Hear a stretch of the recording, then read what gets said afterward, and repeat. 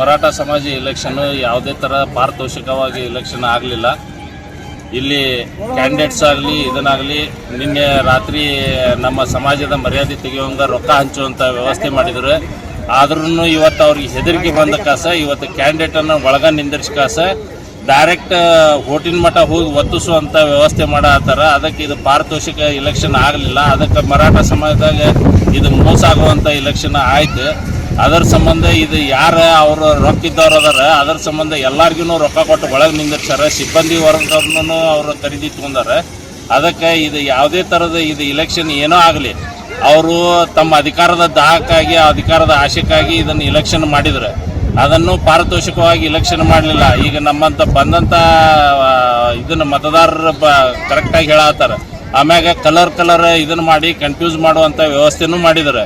ಮಾಡಿಕಾಸ ಇದನ್ನು ಯಾವುದೇ ಥರದ ಸರಿಯಾಗಿ ನಡೆಸಲಿಲ್ಲ ಅಂತ ಯಾಕಸ ನಾನು ಅಧ್ಯಕ್ಷ ಸ್ಥಾನಕ್ಕೆ ನಿಂತಂಥ ಮಂಜುನಾಥ್ ಕದಮ್ ಅಂತ ಯಾಕಸ ನಾ ಇದನ್ನು ಕಟ್ಟ ಕಡೆಯಾಗಿ ಆರೋಪ ಮಾಡ್ತೇನೆ ಅಂತ ಯಾಕಸ ಹೇಳ್ತಾ ಮರಾಠ ಸಮಾಜದ ಜನರಿಗೆ ನಾನು ಕೈ ಮುಗಿದು ಕೇಳ್ಕೊತೀನಿ ಏನಂತ ಯಾಕಸ ಇದು ಏನಾರ ಆಗಲಿ ಇಲೆಕ್ಷನ್ ನಿಮ್ಮ ಹೊರೆ ಆಗಬಾರ್ದು. ಅದಕ್ಕೂ ಅದ್ರ ಮರಾಠ ಸಮಾಜದ ಮರ್ಯಾದೆ ಐತಿ. ಅದಕ್ಕೆ ಅವರು ಅಧಿಕಾರದ ದಾಹಕ್ಕಾಗಿ ಏನೋ ನಡೆಸ್ಯಾರ. ಅದಕ್ಕೆ ಇಲೆಕ್ಷನ್ ಇದನ್ನು ಹೆಂಗಾರ ಆಗಲಿ ಒಟ್ಟು ಇಲೆಕ್ಷನ್ ನಡೆಸೋಣ ಅಂತ ಯಾಕಸ ನಾ ಜನರಿಗೆ ಕೈ ಮುಗಿದು ಕೇಳ್ಕೊತೀನಿ. ಶಾಂತ ರೀತಿಯಿಂದ ಮತದಾನ ಮಾಡಿ ಮನೆಗೆ ಹೋಗ್ರಿ ಅಂತ ಹೇಳ್ತೀನಿ.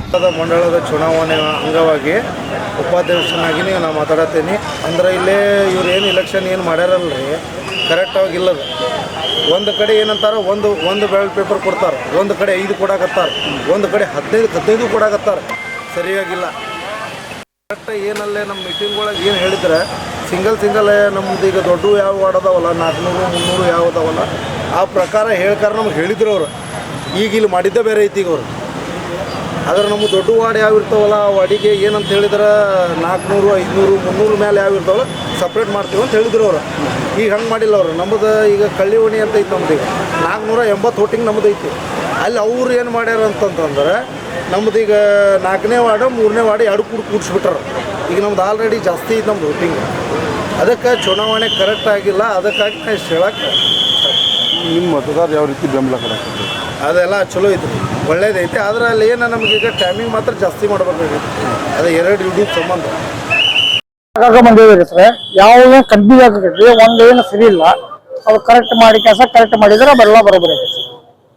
ವೋಟಿಂಗ್ ಮಾಡಿದ್ರಿ ನಮ್ಗೆ ಅಷ್ಟೇನು ಸರಿ ಅನ್ಸಲ್ಲ. ಕನ್ಫ್ಯೂಸ್ ಆಗಿಬಿಡ್ತೈತಿ. ಯಾವ್ದಕ್ಕೆ ಹಾಕ್ಬೇಕು ಯಾವ್ದಕ್ಕೆ ಹಾಕ್ಬೇಕು ಅನ್ನೋದು ಕನ್ಫ್ಯೂಸ್ ಆಗ್ತದೆ.